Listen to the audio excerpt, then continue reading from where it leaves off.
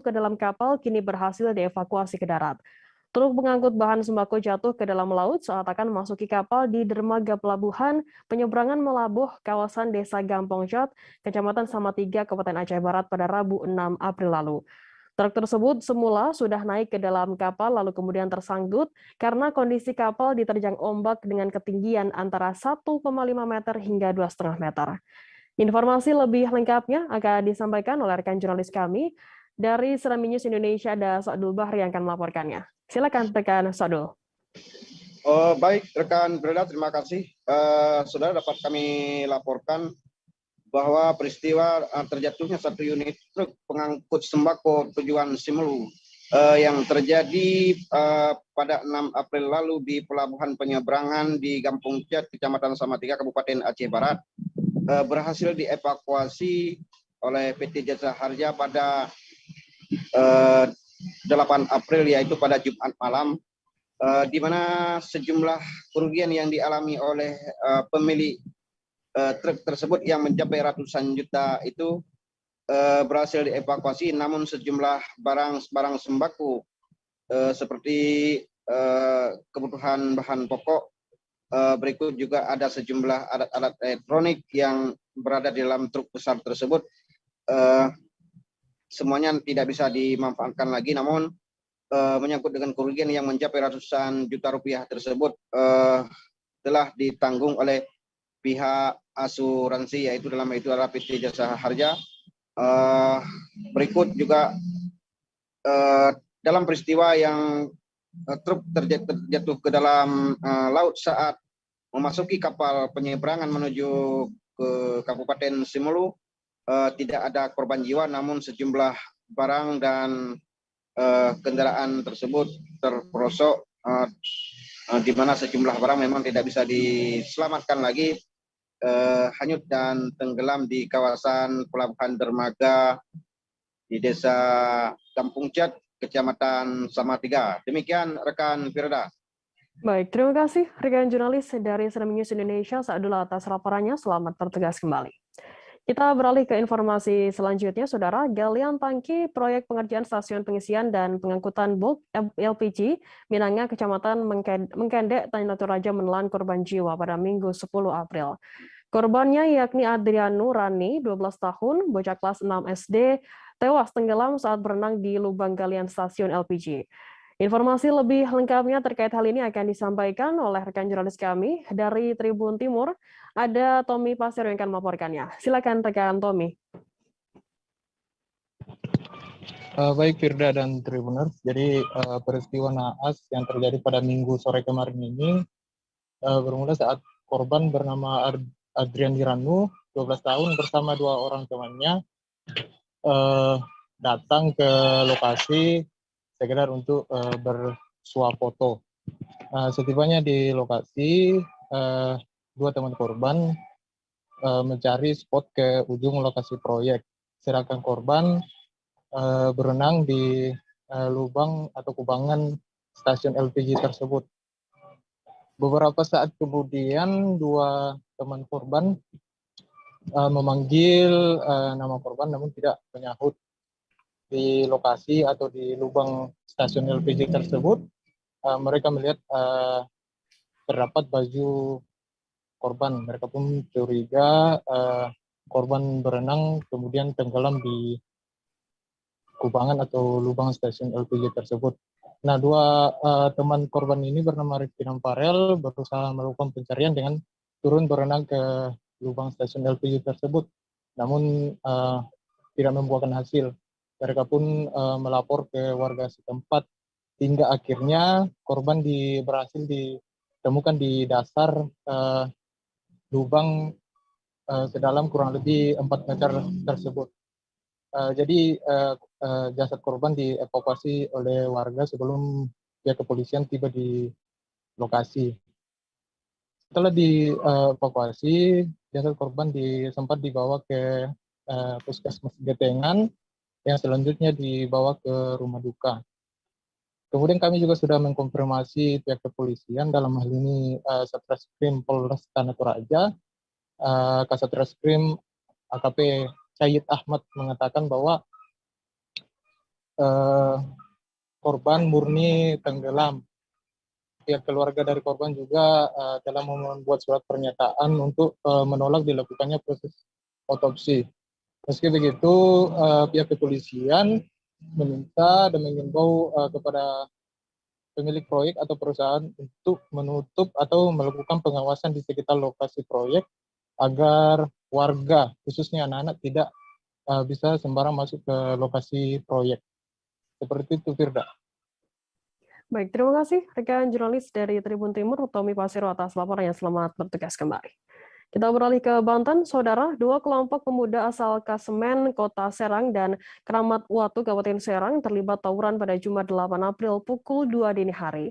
Tawuran tersebut disebabkan gara-gara pertandingan sepak bola dengan uang taruhan Rp50.000. Tawuran sendiri terjadi di Jalan Baru Banten Lama, Kampung Kebon Kelapa, Kelurahan Kasunyatan, Kecamatan Kasemen. Tak hanya sekali, tawuran di lokasi yang sama terjadi lagi pada Minggu 10 April. Informasi lebih lengkapnya akan disampaikan oleh rekan jurnalis kami dari Tribun Banten, ada Milda Niati yang akan melaporkannya. Silakan rekan Milda.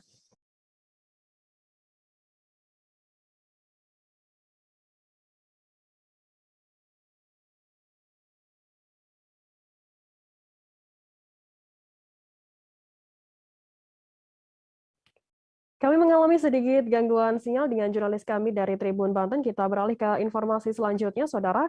Semua dinyatakan hilang, kini Ali, 62 tahun, ditemukan dalam kondisi sudah meninggal dunia di aliran sungai Desa Pangkal Beras, Kecamatan Kelapa, Kabupaten Bangka Barat pada Sabtu 9 April. Kepala BPBD Kabupaten Bangka Barat, Ahmad Nur Sandi, membenarkan penemuan Ali dalam kondisi mengapung. Sebelumnya diketahui Ali sendiri dikabarkan hilang sejak Jumat 8 April saat dirinya bersama dua rekan menggunakan perahu masing-masing untuk mencari udang. Untuk mengetahui informasi bagaimana proses evakuasi dari Ali sendiri, kami sudah tersambung saat ini dengan jurnalis dari Bangka Pos, ada Rizky Irianda Pahlevi yang akan melaporkannya. Silakan rekan Rizky. Iya, Firda, pada Sabtu 9 April 2002 lalu, tim gabungan melakukan evakuasi terhadap jenazah Ali yang berumur 62 tahun, warga Pangkalan Beras, Kecamatan Kelapa, Kabupaten Bangka Barat. Ali ditemukan meninggal dunia di Sungai Pangkal Beras setelah sebelumnya sempat dikabarkan hilang sejak Jumat 8 April 2022. Sebelumnya juga diketahui sebelum hilang, Ali bersama dua rekannya berangkat ke Sungai Pangkal Beras untuk mencari udang pada pukul 2 siang pada Jumat lalu. Namun hingga malam hari, Ali tidak kunjung ke rumah, sedangkan dua rekannya sudah kembali. Hal ini membuat pihak keluarga khawatir dan sempat menanyakan kepada dua rekannya, namun diketahui Ali juga tidak ada kabarnya, namun masih menunggu hingga pagi hari. Lalu keesokan harinya, pada pagi hari barulah keluarga bersama warga dan juga tim gabungan dari Basarnas, BPBD Bangka Barat, dan Satpol Air Polres Bangka Barat melakukan pencarian terhadap Ali. Lalu pada pukul 12.02 pada Sabtu lalu, akhirnya tim gabungan berhasil menemukan perahu dan korban pun juga berhasil ditemukan berjarak sekitar 50 meter dari perahu yang sudah kandas. Lalu dari jenazah Ali juga ditemukan sudah mengapung, namun tidak ada bekas gigitan hewan buas di jenazah Ali. Namun diketahui untuk Sungai Pangkal Beras dari informasi yang kami terima, di sungai itu terdapat buaya atau habitat buaya, namun dari jenazah Ali, pihak dari BPBD dan tim gabungan memastikan tidak ada bekas gigitan buaya. Sementara itu untuk penyebab meninggalnya masih belum diketahui karena tidak ada saksi yang melihat kejadian itu, namun untuk jenazah Ali pun saat ini sudah dimakamkan oleh pihak keluarga. Demikian, Firda. Baik, terima kasih rekan Rizky dari Bangka Pos atas laporannya. Selamat bertugas kembali. Kita beralih ke informasi selanjutnya, Saudara. Seorang kakek yang bekerja sebagai marbot di Masjid At-Taqwa berhasil mengagalkan aksi pencurian uang kotak infak masjid. Ia adalah Mahyan, 69 tahun, warga Jalan Merdeka Dalam Pemangkat, Kabupaten Sambas, Kalimantan Barat, yang berhasil menangkap basah pelaku saat tengah melancarkan aksinya. Mahyan mengatakan aksi pencurian tersebut bermula saat ia tengah sibuk membersihkan karpet sejadah Masjid At-Taqwa Pemangkat pada Jumat 8 April lalu. Untuk mengetahui bagaimana kronologi kejadian tersebut, kami sudah tersambung dengan jurnalis dari Tribun Pontianak, ada Imam Maksum, yang akan melaporkannya langsung dari sana.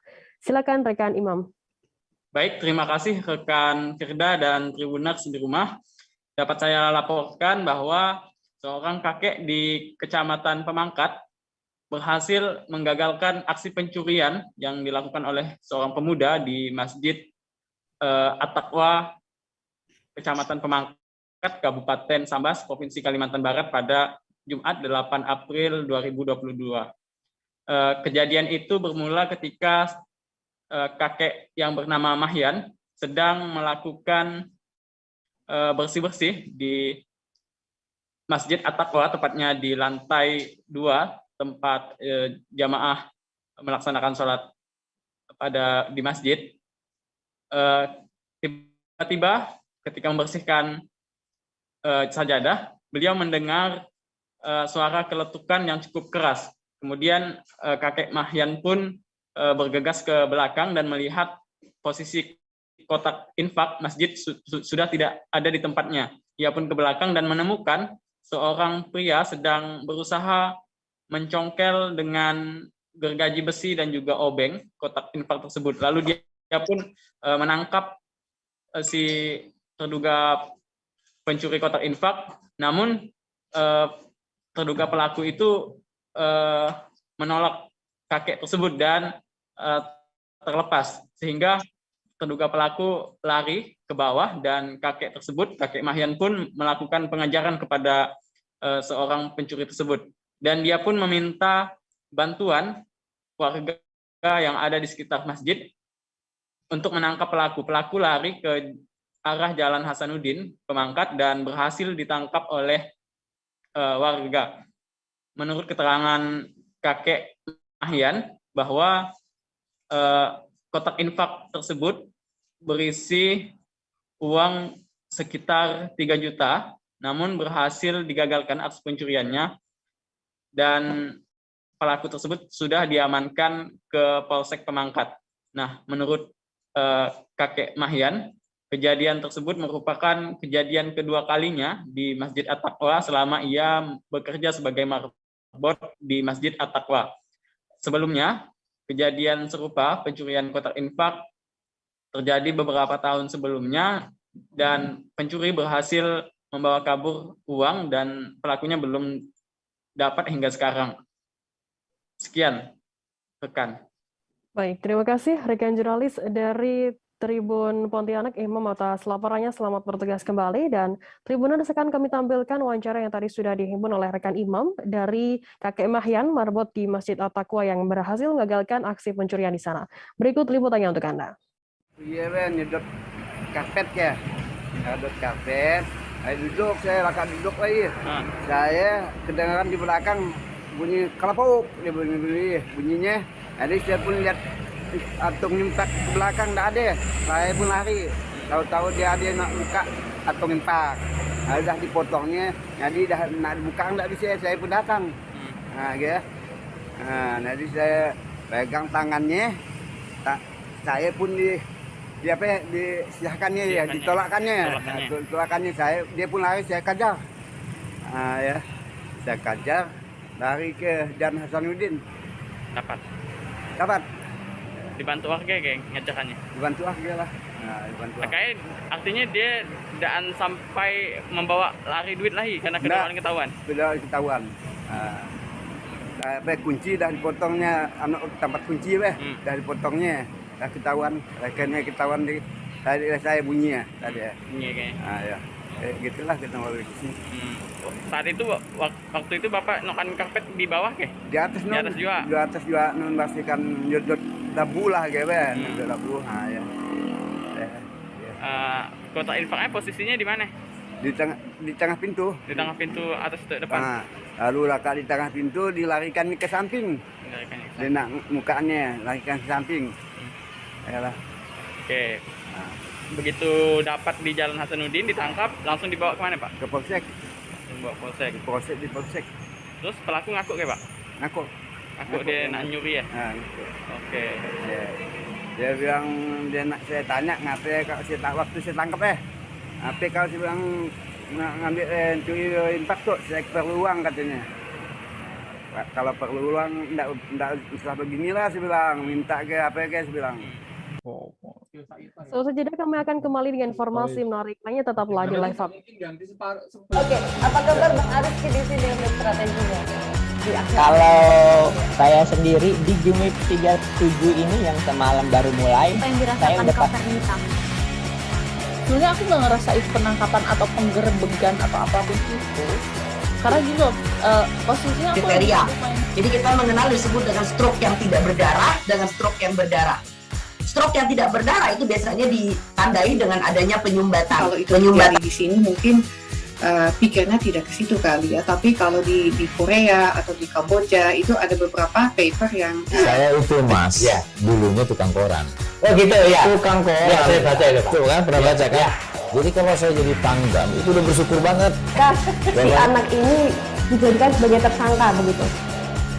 Ya, kalau ini kita bicara yang di luar kasus Sebongombo ya. Dikenal dengan nama hujan shower, di mana terdapat batas jelas antara daerah hujan dan tidak hujan yang biasanya terjadi pada fase awal mature stage atau tahap berbahaya dewasa. itu Kang.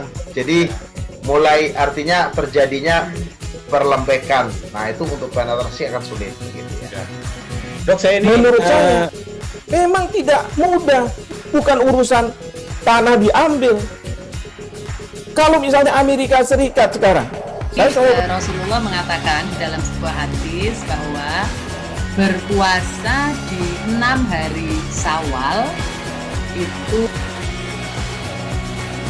Oke, apa kabar Bang Arif di sini untuk strateginya? Kalau saya sendiri di Jumip 3. Ini kita bicara yang di luar kasus Sebongombo ya. Dikenal dengan nama hujan shower, di mana terdapat batas jelas antara daerah hujan dan tidak hujan yang biasanya terjadi pada fase awal mature stage atau tahap Berbahaya dewasa. itu Kang. Jadi mulai artinya terjadinya perlembekan. Nah itu untuk penetrasi akan sulit. Gitu ya. Dok, saya ini menurut saya memang tidak mudah, bukan urusan tanah diambil. Kalau misalnya Amerika Serikat sekarang, Rasulullah mengatakan dalam sebuah hadis bahwa berpuasa di 6 hari Syawal itu. Oke, apa kabar Bang Arif di sini untuk strateginya? Kalau saya sendiri di Jumip 37 ini yang semalam baru mulai, Apa yang saya dirasakan udah Kak Fernita? Sebenarnya aku nggak ngerasain penangkapan atau penggerebegan atau apapun itu, karena gini loh, posisinya aku lagi Kriteria. main. Jadi kita mengenal disebut dengan stroke yang tidak berdarah dengan stroke yang berdarah. Stroke yang tidak berdarah itu biasanya ditandai dengan adanya penyumbatan. kalau itu terjadi di sini mungkin pikirnya tidak ke situ kali ya. Tapi kalau di Korea atau di Kamboja itu ada beberapa paper yang saya itu Mas, ya, dulunya tukang koran. Oh gitu ya. Tukang koran. Ya, saya baca itu Pak. Tuh kan pernah baca kan? Ya. Jadi kalau saya jadi pangdam itu udah bersyukur banget. Kak, si anak ini dijadikan sebagai tersangka begitu. Ya, kalau ini kita bicara yang di luar kasus Sebongombo ya. Dikenal dengan nama hujan shower, di mana terdapat batas jelas antara daerah hujan dan tidak hujan yang biasanya terjadi pada fase awal mature stage atau tahap Berbahaya dewasa. itu Kang. Jadi mulai artinya terjadinya perlembekan. Nah itu untuk penetrasi akan sulit. Gitu ya. Dok, saya ini menurut saya memang tidak mudah, bukan urusan tanah diambil. Kalau misalnya Amerika Serikat sekarang, Rasulullah mengatakan dalam sebuah hadis bahwa berpuasa di 6 hari Syawal itu. Oke, apa kabar Bang Arif di sini untuk strateginya? Kalau saya sendiri di Jumip 37 ini yang semalam baru mulai, Apa yang saya dirasakan udah Kak Fernita? Sebenarnya aku nggak ngerasain penangkapan atau penggerebegan atau apapun itu, karena gini loh, posisinya aku Kriteria. lagi main. Jadi kita mengenal disebut dengan stroke yang tidak berdarah dengan stroke yang berdarah. Stroke yang tidak berdarah itu biasanya ditandai dengan adanya penyumbatan. kalau itu terjadi di sini mungkin pikirnya tidak ke situ kali ya. Tapi kalau di Korea atau di Kamboja itu ada beberapa paper yang saya itu Mas, ya, dulunya tukang koran. Oh gitu ya. Tukang koran. Ya, saya baca itu Pak. Tuh kan pernah baca kan? Ya. Jadi kalau saya jadi pangdam itu udah bersyukur banget. Kak, si anak ini dijadikan sebagai tersangka begitu? Ya, kalau ini kita bicara yang di luar kasus Sebongombo ya. Dikenal dengan nama hujan shower, di mana terdapat batas jelas antara daerah hujan dan tidak hujan yang biasanya terjadi pada fase awal mature stage atau tahap berbahaya dewasa. itu Kang. Jadi mulai artinya terjadinya perlembekan. Nah itu untuk penetrasi akan sulit. Gitu ya. Dok, saya ini Menurut saya memang tidak mudah, bukan urusan tanah diambil. Kalau misalnya Amerika Serikat sekarang, Rasulullah mengatakan dalam sebuah hadis bahwa berpuasa di 6 hari Syawal itu. Oke, apa kabar Bang Arifki di sini strateginya? Kalau saya sendiri di Jumip 37 ini yang semalam baru mulai, saya udah Sebenarnya aku nggak ngerasa itu penangkapan atau penggerebegan atau apapun itu. Karena gini loh, posisinya aku kriteria. Jadi kita mengenal disebut dengan stroke yang tidak berdarah dengan stroke yang berdarah. Stroke yang tidak berdarah itu biasanya ditandai dengan adanya penyumbatan. Kalau itu terjadi di sini mungkin pikirnya tidak ke situ kali ya. Tapi kalau di Korea atau di Kamboja itu ada beberapa paper yang. Terima kasih Anda masih bersama kami di Live Update. Kita beralih ke informasi selanjutnya, Saudara. 2 kelompok remaja terlibat tawuran di Jalan Mustafa, Kecamatan Medan Timur pada Minggu 10 April. Aksi tawuran tersebut pun sempat terekam kamera milik warga yang menyaksikan peristiwa tersebut. Dalam rekaman video yang terlihat, tampak kedua kelompok tersebut saling kejar-kejaran. Lalu ada seorang remaja yang menantang kelompok remaja yang mengejar mereka, sedangkan rekan-rekannya sudah berlarian ke arah depan. Hingga akhirnya remaja tersebut pun menjadi bulan-bulanan oleh kelompok yang mengejarnya. Informasi lebih lengkapnya akan disampaikan oleh rekan jurnalis kami. Dari Tribun Medan ada Vian yang akan melaporkannya. Silakan rekan Vian, laporan Anda.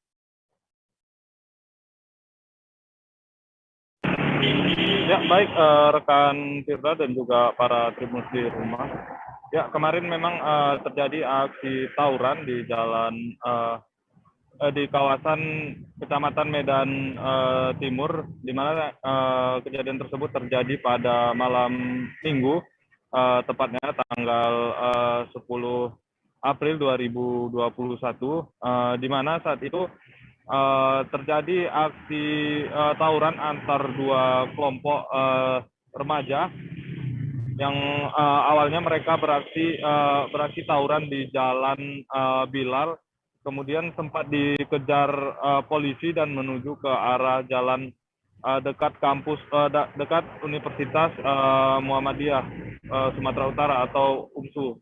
Nah, di kawasan tersebut langsung terjadi itu aksi kejar-kejaran antara 2 kelompok pemuda ini, yang dimana satu orang diantaranya terlibat penganiayaan karena ditinggal oleh rekan-rekannya ini.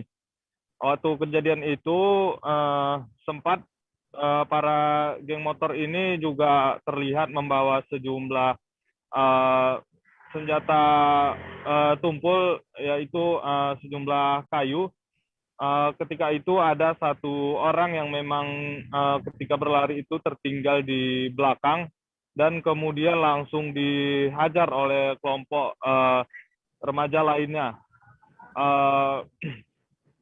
Kita juga sempat mewawancarai kepala lingkungan setempat terkait aksi tawuran yang terjadi tersebut. Ya, kepala lingkungan sendiri menjelaskan bahwasanya ini merupakan kejadian untuk pertama kalinya terjadi di kawasan tersebut, dan dia juga memastikan bahwasanya para remaja yang ikut terlibat tawuran ini bukan merupakan warga di sekitar lokasi tersebut, melainkan pendatang yang hanya melintas dan terjadi tawuran di lokasi itu. Untuk sementara ini polisi masih mencari keberadaan para remaja yang terlibat tawuran ini agar diamankan, karena keterangan dari Kapolsek Medan Timur, Kompol Rona Tambunan, mengatakan pihaknya saat ini mencari si korban ini yang sempat dianiaya ini, namun sejauh ini belum menerima laporan dari kedua kelompok ini. Kapolsek juga mengatakan sebelum kejadian mereka juga sempat berpatroli di kawasan tersebut dan sempat mengusir sejumlah remaja yang akan terlibat tawuran hingga akhirnya tawuran ini pecah di kawasan jalan tersebut. Ya, sekian dari saya melaporkan dari Medan Firda. Kembali ke studio. Terima kasih rekan Fian dari Tribun Medan atas laporannya, dan Tribuners akan kami tampilkan wawancara dari Supranoto, Kepala Lingkungan Kelurahan Gelugur Darat 1 Medan Timur. Berikut liputannya untuk Anda. Ya, sebetulnya kejadiannya memang di wilayah Kelurahan Gelugur Darat 1. Cuman setelah dikonfirmasi dari informasi yang kita dapat di lokasi kejadian dari warga dan bahkan dari Polsek Medan Timur itu bahwasanya kejadian itu berawal dari Jalan Bilal Ujung ya, dan sudah direlai sama Polsek Medan Timur, namun berlanjut dan titik ketemunya kebetulan di Jalan Mustafa di Kelurahan Gelugur 1. Dan informasi yang didapat bahwasanya warga dari Kelurahan Gelugur 1. Jadi juga ada korban yang jika kita lihat di video yang diviralkan itu sampai saat ini pun belum tahu itu warga dari mana. Itu jam berapa Pak kejadiannya? Kalau yang video yang beredar itu ini sendiri sering nggak Pak ada konvoi-konvoi kayak gitu? Insya Allah sampai berapa tahun yang ini ya, sampai tahun ini belum pernah ada yang seperti itu. Baru ini lagi ya? Baru ini ya. Itu pun karena bukan warga kita, dari warga mana kita nggak tahu. Temunya di situ. Pak, ini gimana Pak ke depan langkah kita Pak mengatasi adanya keributan di kawasan kita nih Pak? Ya, dari kelurahan kita udah berkoordinasi dengan Polsek Medan Timur, terutama Babin Kamtipmasnya, Babinsa. Kita mulai menjaga wilayah kita masing-masing, teritorial kita, kerjasama dengan warga. Jika ada warga yang berkumpul ya kita himbau untuk tidak berkumpul, karena itu bisa memancing orang untuk melakukan balas dendam atau penyerangan balik. Ini Pak, ke depan ada memperlakukan jaga malam kah atau gimana? Itu nanti dari petunjuk dari atasan pimpinan, dari Ibu Lurah atau Pak Camat nanti atau gimana. Dua kelompok pemuda asal Kasemen, Kota Serang dan Keramat Watu, Kabupaten Serang terlibat tawuran pada Jumat 8 April sekira pukul 2 dini hari. Tawuran tersebut disebabkan gara-gara pertandingan sepak bola dengan uang taruhan Rp50.000. Tawuran terjadi di Jalan Baru Banten Lama, Kampung Kebon Kelapa, Kelurahan Kasunyatan, Kecamatan Kasemen. Tanya sekali, tawuran di lokasi yang sama terjadi lagi pada Minggu 10 April. Informasi lebih lengkapnya akan disampaikan oleh rekan jurnalis kami dari Tribun Banten. Ada Milda Niati yang akan melaporkannya. Silakan rekan Milda.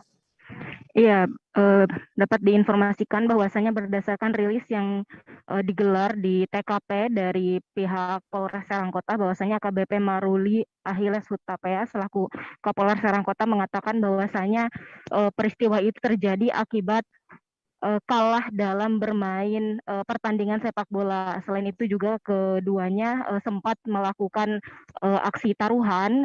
Jadi siapapun yang memenangkan pertandingan bola tersebut maka harus membayar Rp50.000.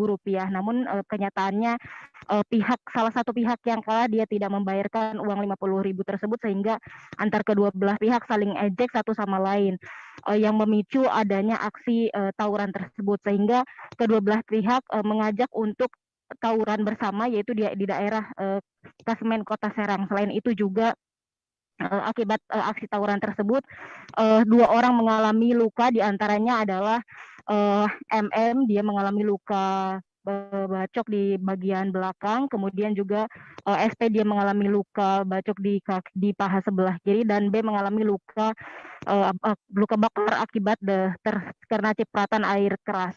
Selain itu juga atas aksinya polisi mengamankan 7 para tersangka yang melakukan aksi tawuran. 3 diantaranya diamankan oleh pihak kepolisian.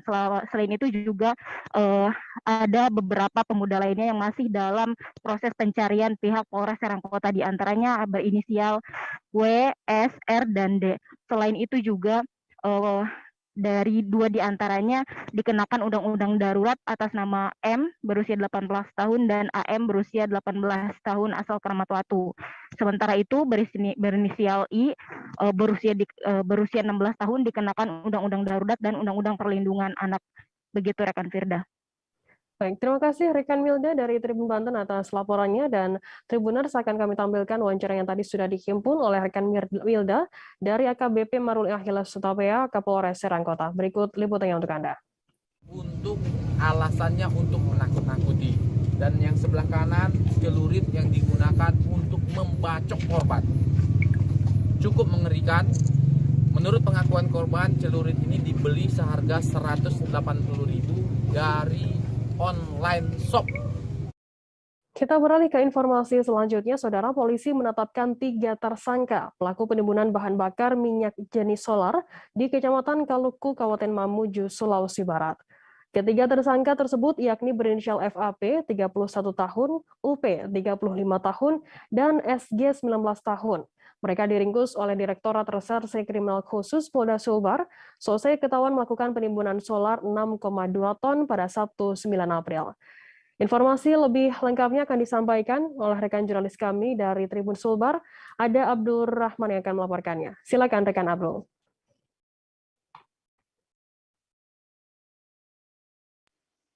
Ya, baik, Firda di studio dan Tribuners dimanapun Anda berada.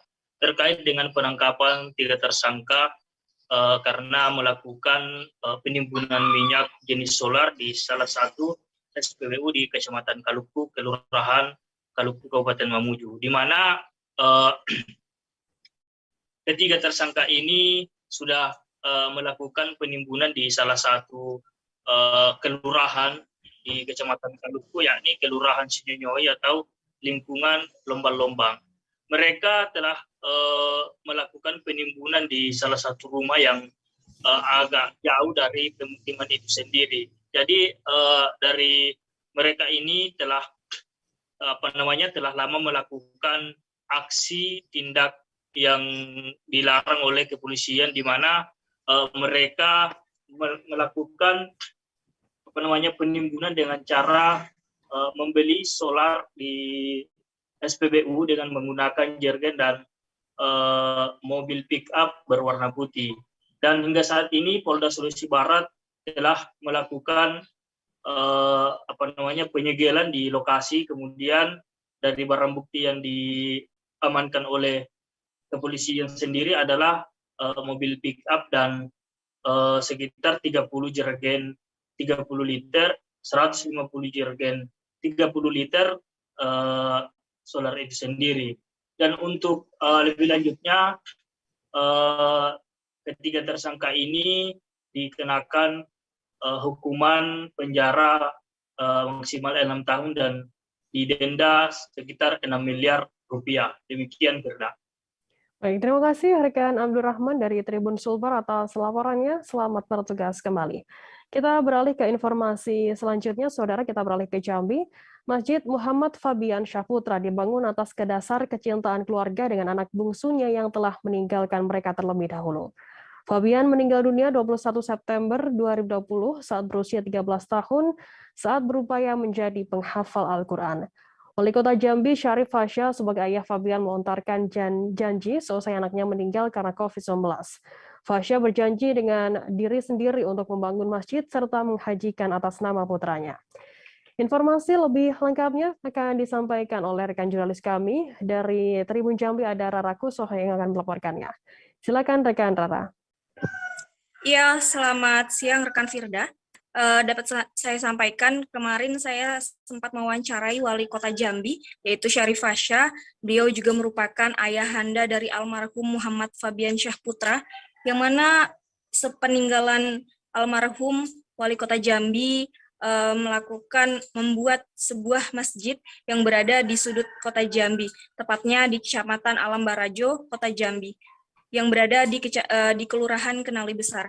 Dan keberadaan masjid tersebut memang didirikan atas dasar kecintaan keluarga, terutama Wali Kota Jambi sebagai ayahnya dengan anaknya tersebut. Keberadaan masjid tersebut didirikan kemudian didedikasikan kepada para penghafal Al-Quran yang hendak belajar Al-Quran dan juga menghafal Al-Quran di masjid tersebut. Masjid tersebut dibangun dari dana pribadi keluarga Syarif Fasya, yaitu Wali Kota Jambi, dan kemudian setelah 6 bulan berdiri, 6 bulan proses berdirinya masjid tersebut, masjid dapat dioperasionalkan dan sampai saat ini masih terus berfungsi. Hingga saat ini masjid tersebut digunakan selain untuk ibadah 5 waktu, kemudian juga ada sholat Jumat di sana, dan kemungkinan nanti juga Lebaran Idul Fitri, nanti akan ada sholat Idul Fitri di sana. Masjid tersebut difungsikan untuk belajar Al-Quran di lantai 2-nya, karena memang di situ ada 2 lantai, rekan Firda dan juga pemirsa. Kemudian para penghafal Al-Quran, hafiz dan hafizoh direkrut oleh Wali Kota Jambi untuk mengajar di sana. Sedangkan berdirinya masjid tersebut itu sampai saat ini tentu ada wakaf-wakaf dari para jamaah yang masuk ke dalam kas masjid. Dan kemudian wakaf tersebut atau sedekah tersebut digunakan untuk operasional masjid. Kemudian untuk marbot dan juga pengurus masjid dan juga ada pengajar Al-Quran di situ dan juga penghafal Al-Quran juga ada. Itu diberikan gajinya dari dana pribadi keluarga Wali Kota Jambi, yaitu Syarif Fasya. Selain itu, Wali Kota Jambi dalam bulan Ramadan ini nantinya akan mengundang Hanan Ataki untuk Nuzulul Quran, untuk kegiatan Nuzulul Quran pada Ramadan tahun ini. Begitu rekan Firda. Baik, terima kasih rekan Rara dari Tribun Jambi atas laporannya. Selamat bertugas kembali. Dan Tribuners, akan kami tampilkan wawancara yang tadi sudah dihimpun oleh Rara dari Wali Kota Jambi Syarif Fasya. Berikut liputannya untuk Anda. Mungkin dari berdirinya masjid tersebut ada niatan ke depannya untuk belajar anak-anak yang mungkin ke depannya ingin menghafal Al-Quran dan lain sebagainya. Jadi pada saat itu juga kami sekeluarga terkena COVID semua pada saat pemakaman itu. Jadi kami dirawat dulu, disembuhkan dulu dari COVID. Setelah itu beberapa bulan setelah itu saya sudah mulai mencari lokasi untuk membangun masjid ini, karena memang niat saya mesti bangunkan masjid untuk anak saya ini. Ada beberapa lokasi, waktu ada 3 lokasi yang kami pilih.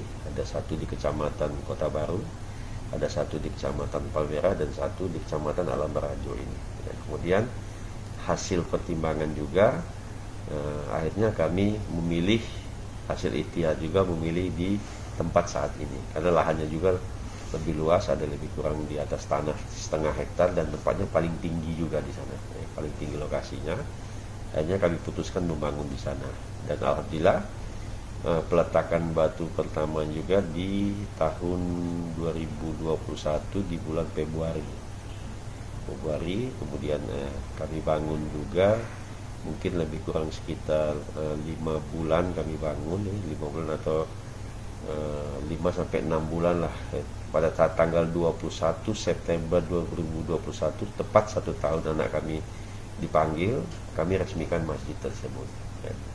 Nah, masjid tersebut kami berikan nama dengan nama Muhammad Fabiansah Putra atau Masjid Bian, sesuai dengan nama anak kami di situ ya.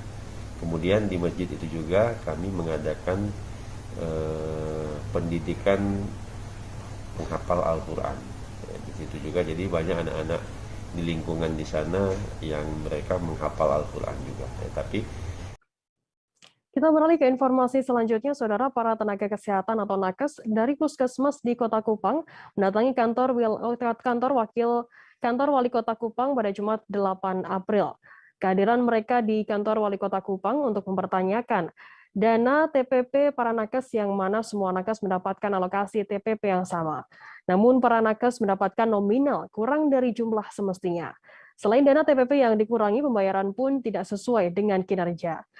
Informasi lebih lengkapnya akan disampaikan oleh rekan jurnalis kami dari Pos Kupang. Ada Obi yang akan melaporkannya. Silakan rekan Obi, laporan Anda.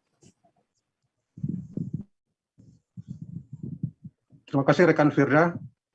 Para nakes yang datang ke kantor Wali Kota Kupang, mereka datang untuk mempertanyakan dana tambahan penghasilan pegawai ASN, yang mana dipicu oleh adanya draft Peraturan Wali Kota Kupang nomor 8 tahun 2022 yang mengatur tentang dana tambahan penghasilan untuk pegawai lingkup Pemkot Kupang, yang mana untuk para nakes sendiri, jumlah yang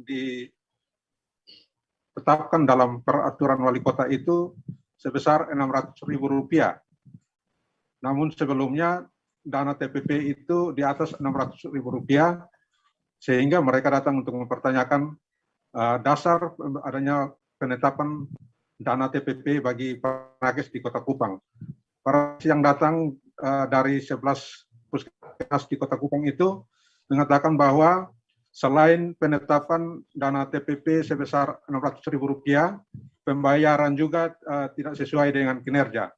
Artinya bahwa pembayaran dana TPP diseragamkan untuk semua jenjang tenaga kesehatan. Sehingga ini membuat mereka tidak puas dan datang untuk mempertanyakan langsung kepada Wali Kota Kupang.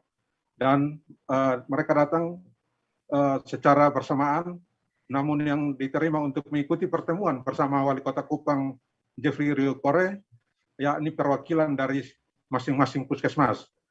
Pertemuan dilakukan secara tertutup di ruang Garuda kantor Wali Kota Kupang kurang lebih 1 jam. Dengan hasilnya bahwa akan dibentuknya tim untuk melakukan pengecekan kembali terhadap peraturan wali kota tersebut, sehingga akan disesuaikan atau ditinjau kembali seluruh isi dari peraturan wali kota tersebut, terutama soal TPP bagi tenaga kesehatan di Kota Kupang. Para tenaga kesehatan ini mengeluhkan bahwa kinerja mereka, pembayaran TPP tidak sesuai dengan kinerja. Artinya semua jenjang yang ada di tenaga kesehatan dibayar seragam sebesar Rp600.000. Dan akhirnya mereka meminta agar pemerintah Kota Kupang meninjau kembali peraturan wali kota yang sudah dikeluarkan. Mereka juga tidak tahu apakah peraturan wali kota itu masih dalam bentuk draft ataukah sudah ditetapkan oleh wali kota Kupang sendiri. Demikian rekan Firda yang dapat saya laporkan. Baik, terima kasih rekan Obi dari Pos Kupang atas laporannya. Selamat bertugas kembali. Dan tadi Tribuners, rekan Obi juga sudah menghimpun keterangan dari Paulina Amfoni, tenaga kesehatan dari Puskesmas OPI. Berikut liputannya untuk Anda. Sudah keluar mengenai TPP, tunjangan perbaikan penghasilan untuk kita di Kota Kupang ini tidak dibayarkan berdasarkan kelas jabatan kita. Sedangkan kan kita, seperti contohnya kita nakes di puskesmas ini, kita kan ada kelas jabatan, jenjang kelas jabatannya. Nah, kita tidak dibayarkan, maksudnya di dalam draft yang dikeluarkan oleh tim TPP ini, kita dibedakan dengan ASN lain. Artinya kita punya TPP dikurangi dan tidak dibayarkan berdasarkan kinerja yang kita kerjakan setiap bulannya. Itu yang maksudnya kita datang ke sini untuk mau mempertanyakan kenapa TPP kita berbeda dengan ASN yang lain. Dasar hukum apa yang dipakai sehingga membuat kita punya rincian TPP itu untuk semua jenjang nakes itu sama rata hanya Rp600.000 dibandingkan dengan ASN lain yang dibayarkan 1 jutaan sampai 2 jutaan sampai ada lagi yang lebih lagi berdasarkan kelas jabatannya.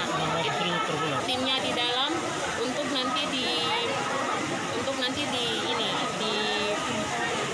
dirembuk lagi dan disepakati lagi bersama. Sebelum itu berapa anggarannya semua? Kalau untuk anggaran itu kita tidak tahu besarannya berapa. Hanya selama ini kan kita kerjanya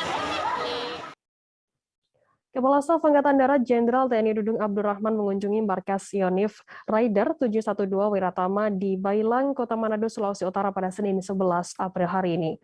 Kedatangan KSAD bersama Ketua Umum Persit Kartika disambut langsung oleh seluruh personel Kodam 13 Merdeka dan Yonif Rider 712. Informasi lebih lengkapnya akan disampaikan oleh rekan jurnalis kami dari Tribun Manado. Ada Randy Umar yang akan melaporkannya. Silakan rekan Randy. Oke, selamat siang buat Tribuners di seluruh Indonesia. Nah, ini Tribuners, saya berada di Kodam 13 Merdeka. Saya baru selesai meliput seluruh kegiatan dari Kasat TNI Jenderal Dudung Abdurrahman mengadakan kunjungan kerja di Kota Manado. Nah, dari kunjungan kerja dia datang kemarin sekitar pukul jam 4 sore di Kota Manado dan mengadakan serangkaian kegiatan mulai dari kunjungan di rumah dinas gubernuran, lalu keesokannya tadi pagi dia sudah lakukan kunjungan di Yoni Friday 17 di daerah Bailang, mengadakan juga kunjungan di Kodam 13 Merdeka, dan terakhir mengadakan kuliah umum di Universitas Samratulangi Manado. Dari hal-hal penting, poin-poin penting yang saya bisa sampaikan buat Tribuners, bahwa Kasat TNI ini memberikan semangat kepada para prajurit Yonif 712. Dia pun memperhatikan kondisi dari para anggotanya, karena dia melihat menurut informasi sebelum dia berkunjung ke Sulut banyak hal-hal dari segi perlengkapan anggota TNI yang masih dibeli oleh anggota TNI sendiri. Dan di sini dia melihat hal itu, bahkan dia sudah menegaskan secara resmi bahwa dia akan memberikan bantuan berupa bantuan perlengkapan pakaian, serta ada susu khusus untuk para anggota TNI dan juga keluarganya agar bisa memberi semangat dalam bekerja. Kasat TNI pun datang kemari juga sempat melihat ada bayi kembar di daerah Minasa, bayi kembar Siam, dan proses informasi dari proses dan informasi mereka akan melaksanakan operasi ini pada tanggal 21 April dan dibantu langsung oleh Kasat TNI Jenderal Dudung Abdurrahman. Dia pun mensupport dan melihat langsung, dan dia berjanji akan membantu proses ini dengan bekerja sama dengan Kepala RCPAD Gatot Subroto. Dan terakhir Tribuners, Kasat pun waktu selesai kuliah di Unsrat, ia menyampaikan hal poin penting tentang nasionalisme di negara Indonesia. Dia menegaskan bahwa tidak ada kelompok tertentu yang harus mendominasi negara Indonesia, karena negara Indonesia dibangun atas perbedaan, keberagaman yang ada di Indonesia. Ia pun menghimbau kepada seluruh itu agar tidak terjadi hal-hal itu, serta memuji Sulawesi Utara ini, khususnya Kota Manado, yang toleransinya sangat luar biasa. Dan barusan tadi sekitaran pukul 1 siang tadi dia berangkat ke Jakarta, kembali ke tugas ke Jakarta, dan telah melaksanakan kegiatannya di Kota Manado. Itu saja yang saya bisa sampaikan di siang hari ini. Terima kasih.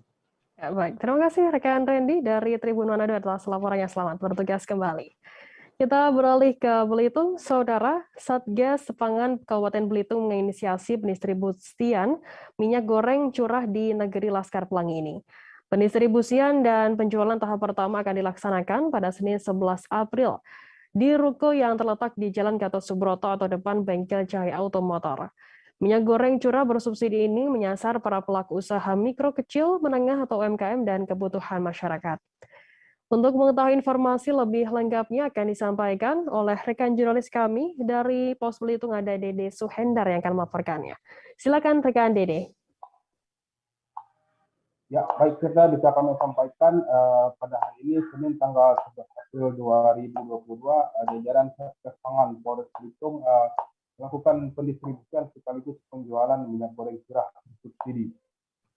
Proses distribusi dilakukan semenjak pukul 9 pagi tadi yang berlokasi di sebuah ruko yang terletak di Jalan Gatot Subroto, Kecamatan Tanjung Pandan, Kabupaten Belitung.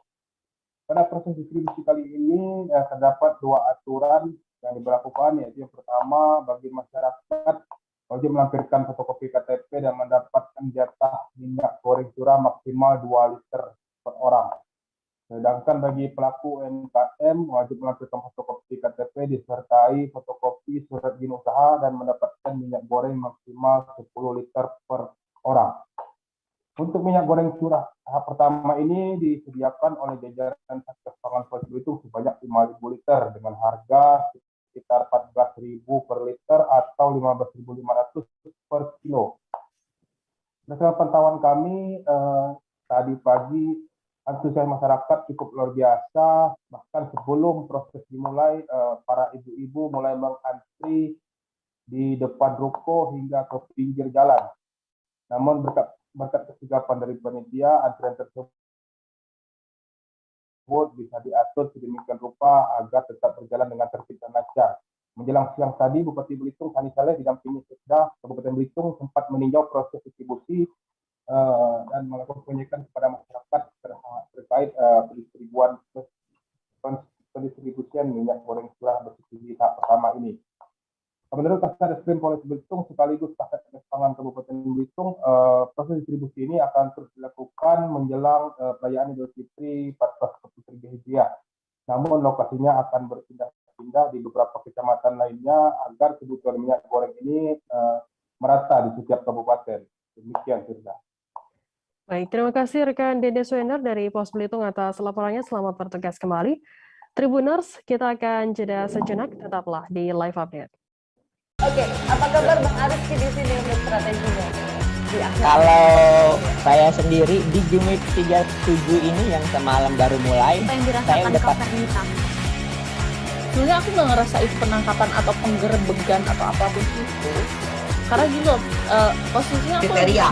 Jadi kita mengenal disebut dengan stroke yang tidak berdarah dengan stroke yang berdarah.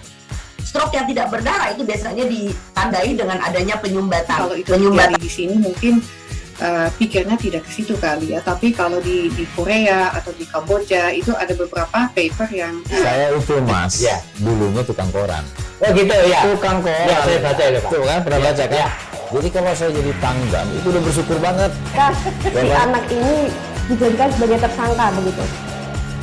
Ya, kalau ini kita bicara yang di luar kasus Situbondo ya. Dengan nama hujan shower, di mana terdapat batas jelas antara daerah hujan dan tidak hujan yang biasanya terjadi pada fase awal mature stage atau tahap berbahaya itu Kang. Jadi mulai artinya terjadinya perlembekan. Nah itu untuk penetrasi akan sulit gitu ya. Dok, saya ini menurut saya memang tidak mudah, bukan urusan tanah diambil. Kalau misalnya Amerika Serikat sekarang, Rasulullah mengatakan dalam sebuah hadis bahwa berpuasa di 6 hari Syawal itu. Oke, apa kabar Bang Ariski di sini untuk strateginya? Kalau saya sendiri di Jumit 37 ini yang semalam baru mulai, saya udah sebenarnya aku nggak ngerasa itu penangkapan atau penggerebegan atau apapun itu. Karena gini loh, posisinya aku kriteria. Jadi kita mengenal disebut dengan stroke yang tidak berdarah dengan stroke yang berdarah. Stroke yang tidak berdarah itu biasanya ditandai dengan adanya penyumbatan. Kalau itu terjadi di sini mungkin pikirnya tidak ke situ kali ya, tapi kalau di Korea atau di Kamboja itu ada beberapa paper yang saya itu Mas, ya, dulunya tukang koran. Oh gitu ya. Tukang koran. Ya, saya baca ya, Pak. Tuh kan pernah baca kan? Ya. Jadi kalau saya jadi tanggam itu udah bersyukur banget. Si anak ini dijadikan sebagai tersangka begitu. Ya, kalau ini kita bicara yang di luar kasus Situbondo ya. Dengan nama hujan shower, di mana terdapat batas jelas antara daerah hujan dan tidak hujan yang biasanya terjadi pada fase awal mature stage atau tahap berbahaya itu Kang. Jadi mulai artinya terjadinya perlembekan. Nah itu untuk penetrasi akan sulit gitu ya. Dok, saya ini menurut saya memang tidak mudah, bukan urusan tanah diambil. Kalau misalnya Amerika Serikat sekarang, Rasulullah mengatakan dalam sebuah hadis bahwa berpuasa di 6 hari Syawal itu. Oke, apa kabar Bang Ariski di sini untuk strateginya? Kalau saya sendiri di Jumit 37 ini yang semalam baru mulai, saya udah sebenarnya aku nggak ngerasa itu penangkapan atau penggerebegan atau apapun itu. Karena gini loh, posisinya aku kriteria. Jadi kita mengenal disebut dengan stroke yang tidak berdarah dengan stroke yang berdarah.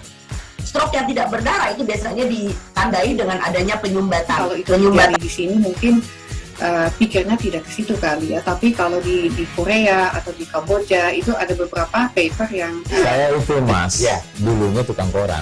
Oh gitu ya. Tukang koran. Ya, saya baca ya, Pak. Tuh kan pernah baca kan? Ya. Jadi kalau saya jadi tanggam itu udah bersyukur banget. Si anak ini dijadikan sebagai tersangka begitu. Ya, kalau ini kita bicara yang di luar kasus Situbondo ya. Dengan nama hujan shower, di mana terdapat batas jelas antara daerah hujan dan tidak hujan yang biasanya terjadi pada fase awal mature stage atau tahap berbahaya itu Kang. Jadi mulai artinya terjadinya perlembekan. Nah itu untuk penetrasi akan sulit gitu ya. Dok, saya ini menurut saya memang tidak mudah, bukan urusan tanah diambil. Kalau misalnya Amerika Serikat sekarang, Rasulullah mengatakan dalam sebuah hadis bahwa berpuasa di 6 hari Syawal itu. Oke, apa kabar Bang Arif di sini untuk strateginya? Kalau saya sendiri di Jumit 37 ini yang semalam baru mulai, saya udah sebenarnya aku nggak ngerasa itu penangkapan atau penggerebegan atau apapun itu, karena gini loh, posisinya aku kriteria. Jadi kita mengenal disebut dengan stroke yang tidak berdarah dengan stroke yang berdarah. Stroke yang tidak berdarah itu biasanya ditandai dengan adanya penyumbatan. Kalau itu penyumbatan di sini mungkin pikirnya tidak ke situ kali ya, tapi kalau di Korea atau di Kamboja itu ada beberapa paper yang saya itu mas, ya dulunya tukang koran. Oh gitu ya. Tukang koran. Ya saya baca itu Pak. Tuh kan pernah baca kan? Ya. Jadi kalau saya jadi tanggam itu udah bersyukur banget. Si anak ini dijadikan sebagai tersangka begitu. Ya kalau ini kita bicara yang di luar kasus Bongombo ya. Dengan nama hujan shower, di mana terdapat batas jelas antara daerah hujan dan tidak hujan yang biasanya terjadi pada fase awal mature stage atau tahap berbahaya dewasa. itu Kang. Jadi mulai artinya terjadinya perlembekan. Nah itu untuk penetrasi akan sulit. Gitu ya. Dok, saya ini menurut saya memang tidak mudah, bukan urusan tanah diambil. Kalau misalnya Amerika Serikat sekarang, Rasulullah mengatakan dalam sebuah hadis bahwa berpuasa di 6 hari Syawal itu. Oke, apa kabar Bang Arif di sini untuk strateginya? Kalau saya sendiri. Terima kasih Anda masih bersama kami di Live Update. Kita beralih ke informasi selanjutnya, Saudara. Pemerintah Kabupaten Kutai Timur melakukan percepatan pengoperasian kawasan ekonomi khusus Maloi Batuta Trans Kalimantan di Kecamatan Kaliorang. Bupati Kutai Timur didampingi Wabub Kasmidi Bulang dan Forkopimda meninjau langsung lokasi pelabuhan KIKM BTK yang akan segera dioperasikan paling lambat pada bulan Mei 2022 nanti. Informasi lebih lengkapnya akan disampaikan oleh rekan jurnalis kami dari Tribun Kaltim, ada Syifaul Mirfako yang akan melaporkannya. Silakan rekan Syifa. Baik, rekan Firda, benar sekali. Pelabuhan di kawasan ekonomi khusus Maloi Batuta Trans Kalimantan atau KEK Maloi yang rencananya beroperasi pada bulan Mei 2022 mendatang dipastikan akan segera terwujud. Nah, Bupati Kutai Timur Ardiansyah Sulaiman optimis target beroperasinya aktivitas bongkar muat di pelabuhan tersebut bakal segera terlaksana. Hal tersebut mengingat PT Palmas Rasih akan segera membongkar peralatan dan akan memanfaatkan lokasi KEK Maloi ini sebagai tangki timbun atau bulking station. Nah, setelah bulking station milik PT Palmas Rasih ini akan berjalan setahun kemudian, akan diteruskan dengan membangun refinery atau pabrik industri minyak goreng pertama di Kabupaten Kutai Timur. Diperkirakan pada tahun 2023 mendatang, pabrik olahan minyak goreng sudah bisa beroperasi di KEK Maloi.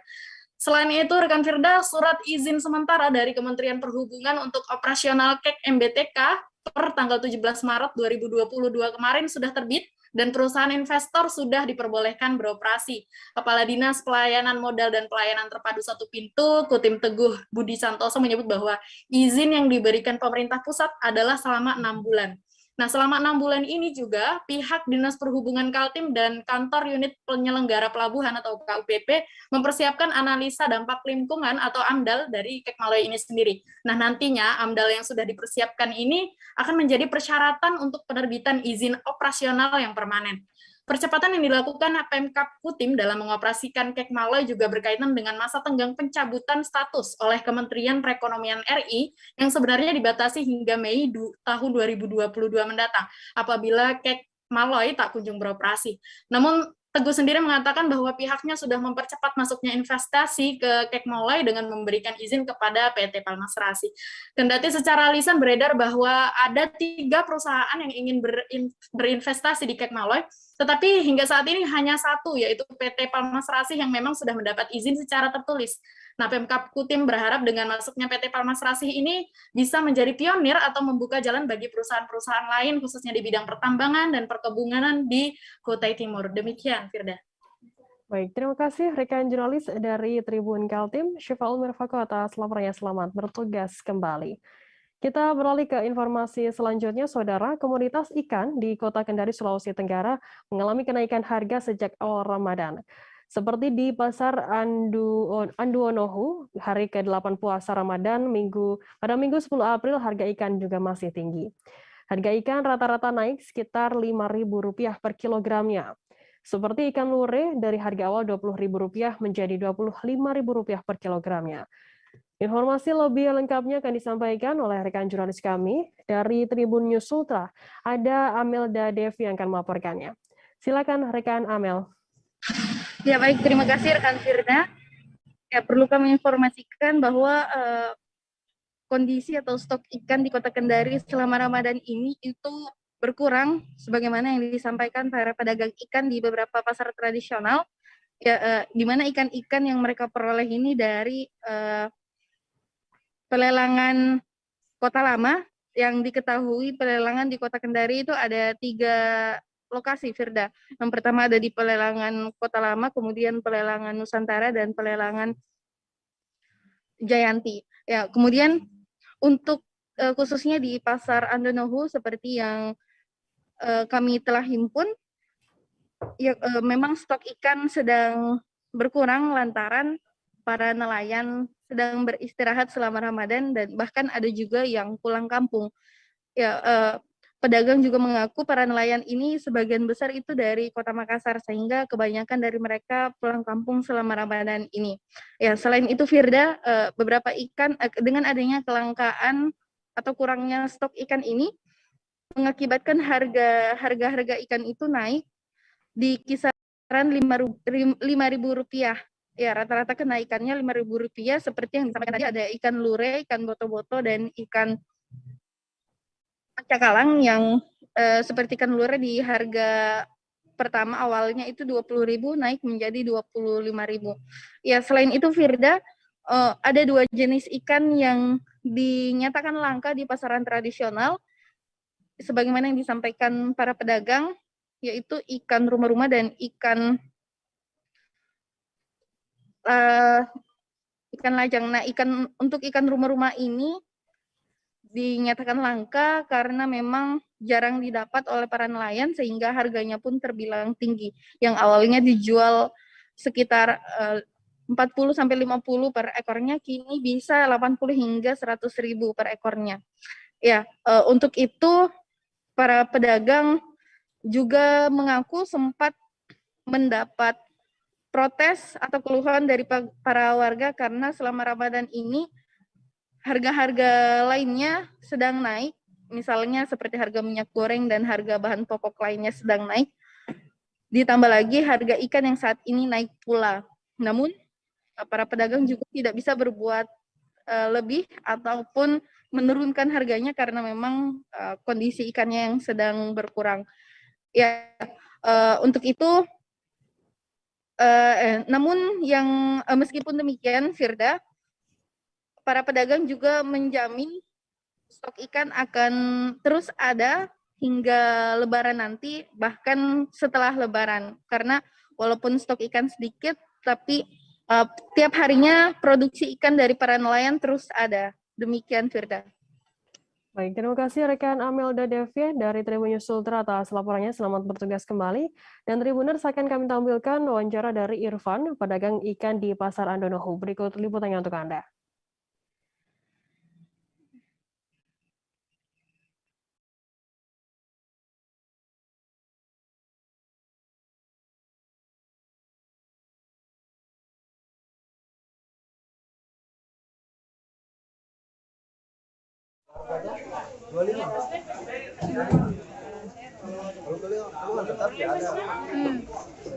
Apalagi yang kurang mampu merasa beban. Tapi kalau dari pedagang sendiri, Pak, kayak ada tidak strateginya kayak misalnya mau tambahin gitu ikannya atau gimana? Udah namanya? Oh, udah bisa.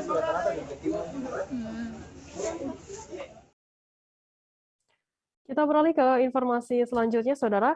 Antisipasi memuncaknya arus mudik Lebaran 1443 Hijriah, Tol Palembang Kayu Agung hingga kini masih terus berbenah. Bahkan kini persiapannya baru 80% dan ditargetkan selesai H-15 sebelum Lebaran. Guna memastikan kelancaran arus mudik, Gubernur Sumsel Herman Deru juga meninjau secara langsung ke gerbang tol Kramasana. Menurutnya beberapa ruas jalan tol yang ada yang diperbaiki demi kenyamanan masyarakat. Informasi lebih lengkapnya akan disampaikan oleh rekan jurnalis kami dari Tribun Sumsel, ada Linda yang akan melaporkannya. Silakan rekan Linda. Ya Firda, dapat saya informasikan memang jelang arus mudik Lebaran 1443 Hijriah ini, tol Palembang Kayu Agung masih terus berbenah. Bahkan memang Gubernur Sumsel Herman Deru juga meninjau secara langsung kesiapan arus mudik di gerbang tol Kramasana. Sempat juga wawancara dengan Direktur Teknik dan Operasional PT Waskita Sriwijaya Tol, Pak Sudirman, yang menyatakan bahwa memang baru 80% persiapan dilakukan untuk arus mudik ini dan ditargetkan selesai pada H-15 sebelum Lebaran. Nah, karena memang di beberapa ruas jalan tol yang ada masih diperbaiki demi kenyamanan masyarakat. Untuk itu diimbau kepada masyarakat yang melalui jalan tol Kayu Agung Palembang tetap berhati-hati karena memang masih ada beberapa pengerjaan dan konstan alat beratnya masih standby di sana. Lalu selain untuk arus kelancaran mudik juga ditambah nih gate-nya agar untuk mempermudah. Nah, dari sebelumnya 2 gate jadi 4 gate, kemudian juga ditambah SDM-nya. Berdasarkan prediksi dari mereka nih arus mudik terjadi pada H-2 dan sedangkan arus balik pada H+2. Sedangkan menurut Sudirman sendiri untuk rata-rata yang melalui tol Palembang Kayu Agung ini sebanyak 8.000 sampai 9.000 per hari untuk hari biasa. Nah, nanti pada arus mudik diprediksi akan ada lebih dari 15.000 kendaraan yang akan melalui tol Kramasana. Hal tersebut juga dikarenakan memang sudah 2 tahun ini masyarakat tidak mudik, ketika diizinkan mudik, animo masyarakat akan meningkat. Sementara itu terkait tarif tol sendiri, menurut pihak pengelola tidak ada kenaikan, tetap sama. Lalu saat arus mudik juga akan disediakan rest area fungsional di KM 360B dengan berbagai fasilitas seperti ada tempat parkir, ada toilet, masjid, tenan UMKM, dan sedang dalam pengajuan juga bisa untuk mengisi BBM. Nah, saat peninjauan, Gubernur Sumsel Herman Deru juga menyatakan kesiapsiagaan ini perlu dilakukan, kita mengingat memang sudah lama masyarakat tidak urus mudik. Perlu dicermati juga jangan sampai animo yang tinggi ini kesiapsiagaan infrastrukturnya belum matang. Jadi diharapkan juga kepada pihak pengelola H-15 semuanya sudah selesai. Begitu Firda. Baik, terima kasih rekan jurnalis dari Tribun Sumsel, ada Linda dan tadi melaporkan langsung dari sana. Selamat bertugas kembali. Dan Tribuners akan kami tampilkan wawancara yang tadi sudah dihimpun oleh rekan Linda dari Herman Deru, Gubernur Sumsel, dan juga Sudirman, Direktur Teknik dan Operasional PT Waskita Sriwijaya Tol. Berikut liputannya untuk Anda. Animo masyarakat dalam penggunaan tol, maka kita perlu mencermati ini. Jangan sampai animo semakin tinggi, tapi kesiapan infrastrukturnya belum matang. Antara lain panjang trasenya, luasnya. Ceritakan nih Pak, persiapan untuk arus mudik ini bagaimana Pak dari kita gitu Pak? Terima kasih. Jadi persiapan untuk GST untuk arus mudik ini kita sudah persiapkan. Yang pertama mengantisipasi lonjaknya lebaran arus mudik. Kita prediksikan kira-kira di H-2 itu mungkin prediksi labaannya kurang lebih sekitar 15.000 ke 16.000-an. Dan arus balik juga kita sudah prediksikan di puncak balik pertama yang mungkin ada di sekitar 14.000-an, puncak balik kedua 13.485. Nah, untuk mengantisipasi arus balik ini, kita siapkan namanya gerbang tol satelit supaya nanti pada saat arus mudik lalu lintas itu bisa lancar. Kita siapkan itu ada namanya. Diprediksi akan terjadi peningkatan permintaan Perum Bulog Subdivisi Regional Lahat saat ini menyiapkan sejumlah kebutuhan bahan pokok. Pihak Bulog kemudian melakukan penyetokan bagi warga khususnya di Kabupaten Lahat untuk sepanjang bulan Ramadan dan Hari Raya Idul Fitri tahun 2022 ini. Hal itu seperti yang disampaikan oleh Perum Bulog Subdivisi Regional Lahat Harmin Indra Pohan. Indra Pohan mengatakan hingga saat ini terus terjadi kenaikan permintaan bahan pokok di Lahat sendiri. Informasi lebih lengkapnya akan disampaikan oleh rekan jurnalis kami dari Sriwijaya Post, ada Edi Amin yang akan melaporkannya. Silakan rekan Edi. Baik, Perda, dapat kami sampaikan bahwa jelang Ramadan atau tepatnya sekitar 1 pekan jelang Ramadan kemarin, pihak Bulog Lahat sudah memantau terjadinya peningkatan permintaan kebutuhan pokok di Kabupaten Lahat. Nah, hal itu untuk mengantisipasi terjadinya kekurangan atau kelangkaan, makanya pihak Perumbulok Lahat melakukan stok mulai saat ini terhadap beberapa bahan pokok yang saat ini cukup banyak dicari oleh masyarakat seperti beras, kemudian gula, dan daging beku. Perda. Dan dapat kami sampaikan bahwasannya saat ini pihak Perumbulok sendiri juga menyediakan beberapa stand layanan kepada masyarakat untuk memudahkan masyarakat agar pembelian beberapa bahan pokok tersebut tidak terjadi antrian yang cukup panjang. Nah, saat ini juga pihak Perumbulok juga terus melakukan sosialisasi kepada masyarakat untuk melakukan pembelian di beberapa stand-stand dan langsung ke kantor Bulog cabang Lahat. Kami sampaikan juga Perda bahwasanya untuk beras per kilonya Perumbulok harganya Rp9.000, kemudian untuk harga daging per kilonya Rp80.000 dan untuk gula itu Rp13.000. Harga tersebut jauh lebih rendah atau lebih murah dibandingkan dengan harga-harga yang ada di pasaran. Demikian kami sampaikan dari Kabupaten Lahat, Sumatera Selatan. Baik, terima kasih rekan Edi dari Sriwijaya Post atas laporannya. Selamat bertugas kembali. Dan Tribuners akan kami tampilkan wawancara yang tadi sudah diimpun oleh rekan Edi dari Harmin Indra Pohan, Perumbulok Subdivisi Regional Lahat. Berikut liputannya untuk Anda. Dari Perumbulok Kantor Cabang Lahat, kita sudah menyiapkan stok, di mana stok yang utama itu adalah beras. Karena Bulog itu identik dengan beras, kita ada stok kurang lebih beras sebanyak 300 ton beras. Selanjutnya itu kita ada juga stok yaitu gula pasir, di mana gula pasir itu masih tersedia sekitar 7 ton. Terus yang kami baru masuk juga dan yang biasanya dicari yaitu daging beku, sekarang kami sudah tersedia dan stok sekarang ini yaitu sekitar 8 ton. Kepala Kementerian Agama Kabupaten Banjar Haji Najwa Nur mengaku belum dapat berkomentar banyak terkait kebijakan keberangkatan calon haji tahun 2022 ini. Hal itu diakuinya karena masih menunggu ketentuan dari pemerintah pusat yang menerima kebijakan dari pemerintah Kerajaan Arab Saudi. Sementara Kepala Seksi Haji dan Umroh pada Kementerian Agama Kabupaten Banjar bersama stafnya saat ini sudah sibuk menyiapkan dokumen keberangkatan calon haji Kabupaten Banjar sendiri.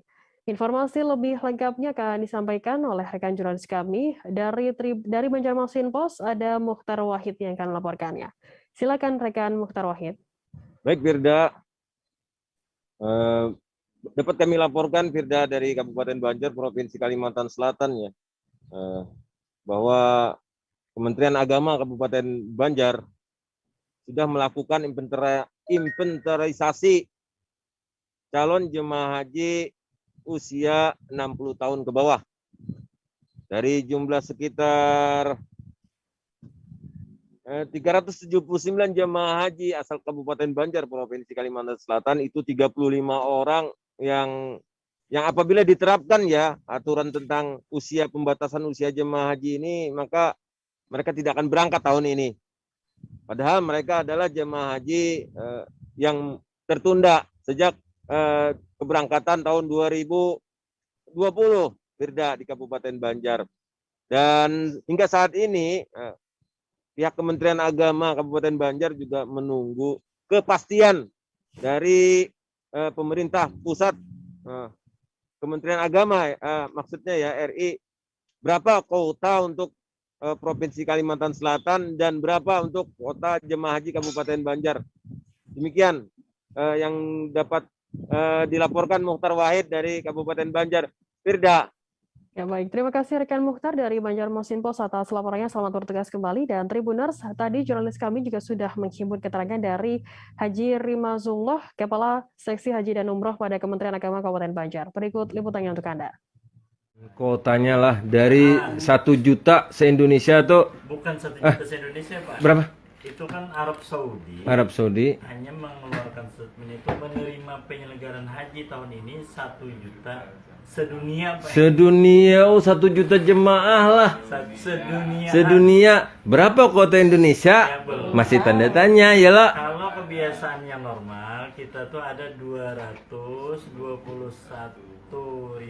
mungkin 221 lah. Nah, Kabupaten Banjar ini kan sekitar 393 kah? 398 8. tambah cadangan, jadi jumlahnya 414 orang, Pak Lina. Oh, nah 414 orang tuh belum tentu juga berangkat tahun ini atau separohnya kah? Belum tentu ada kepastian apakah semuanya. Cuma kalau dilihat dari Taklimatul Hajj yang pembatasan usia 65 tahun tadi, otomatis yang di atas 65 tahun ataupun 65 tahun tidak bisa berangkat dengan jumlah berapa tadi Pak Dek? 35 orang. Dari 414 orang tadi, 14 orang itu yang usia di atas 65 tahun ada 35 orang. Iya. Dan itu terancam tidak berangkat. Ada kemungkinan. Ada kemungkinan. Hanya masih menunggu regulasi. Masya Allah. Nah, cuma untuk vaksin pun kan dituntut tuh. Iya. Nah, sementara untuk Kabupaten Banjar ada yang belum memenuhi kriteria target vaksin tadi. Tapi ini sampai jalan nih. Oh iya. Nah itu kita berharap masyarakat segeranya itu untuk melengkapi daripada dosen vaksin COVID. Berlakukan kebijakan itulah. Otomatis itu ya sementara ya bersabar dulu lah.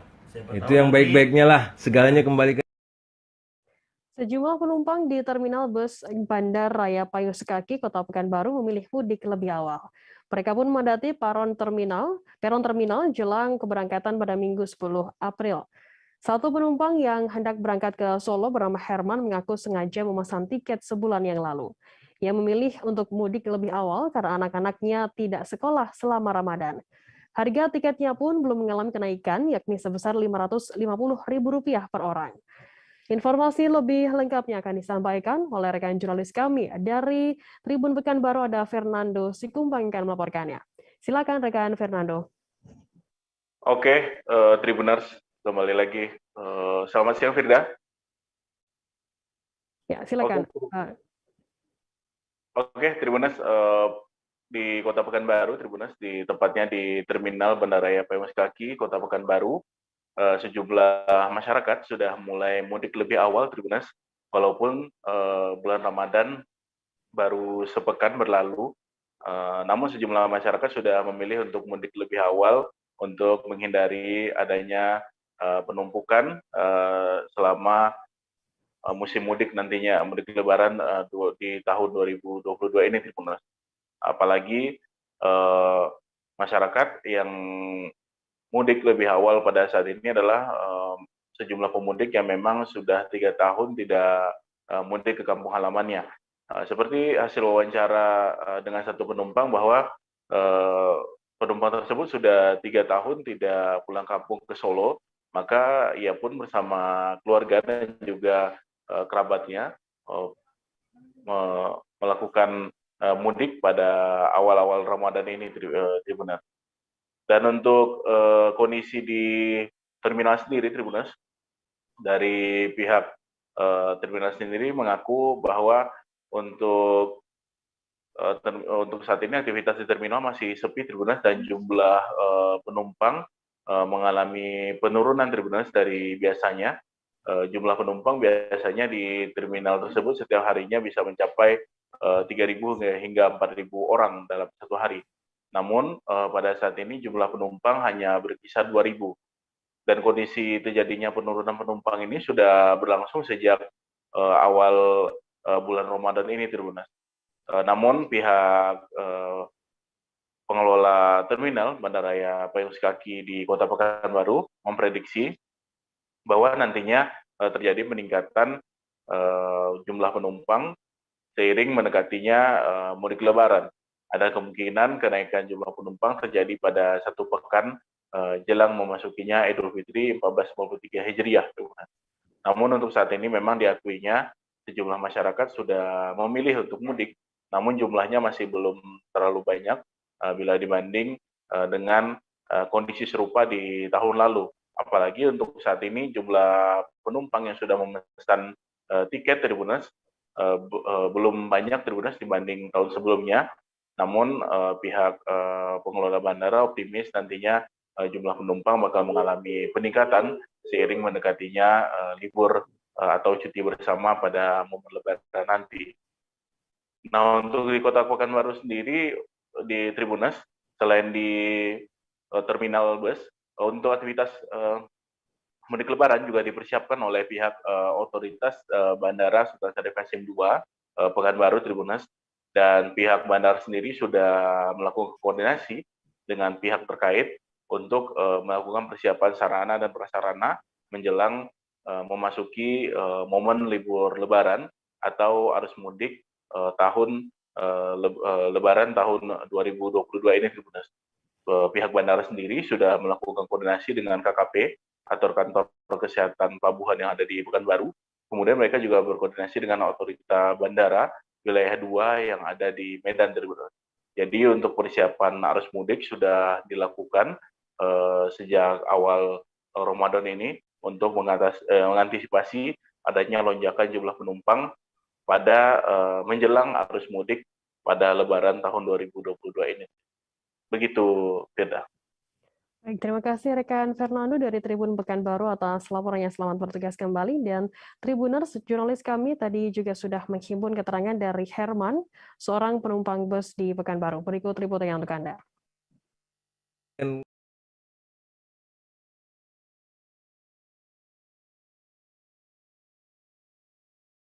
Herman. Pak Herman ya Pak ya? Ini rencana mau kemana Pak? Solo ya? Oh Solo ya Pak ya? Ini kita rombongan ada berapa orang Pak? 15 ya Pak ya? Kita naik bus apa Pak hari ini Pak? San. San ya Pak ya? Itu mesennya udah lama kita Pak? Udah berapa ya? Udah hampir sebulan lah. Sebulan ya Pak ya? Iya. Oke deh. Untuk kita pulang ini Pak memang pulang untuk mudik sekalian atau gimana nih Pak? Pulang nengok orang tua lah, sudah lama dan selama corona kan belum ada pulang. Oke deh.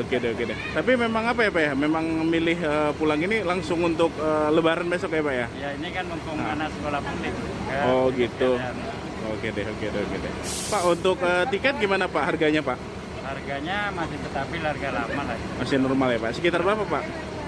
Kalau yang satu orang? 5,5 gitu. Oh 5,5 ya Pak ya? Untuk ke Solo ya Pak ya? Oke deh. Masih harga normal lah. Masih harga normal ya Pak ya? Berarti kemarin nggak ada kesulitan ya Pak ya? Untuk mencari tiket nggak sulit ya Pak ya? Kemarin ya Pak ya? Oke deh. Berarti untuk Lebaran sekalian pulang lebih cepat nih Pak ya? Kita ya Pak ya? Nanti kan anak sekolah masuk nanti udah balik sini lagi ngejar ujian tuh kan? Oh iya oke deh. Selama Ramadan 1443 Hijriah, Kodim 0907 Tarakan semakin intensif melakukan percepatan realisasi.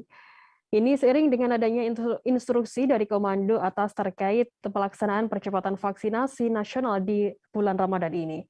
Salah satu sasarannya yakni di masjid-masjid yang ada di Kota Tarakan, seperti yang digelar pada Jumat 8 April sore. Informasi lebih lengkapnya akan disampaikan oleh rekan jurnalis kami dari Tribun Kaltar, ada Andi Pausi yang akan melaporkannya. Silakan rekan Andi.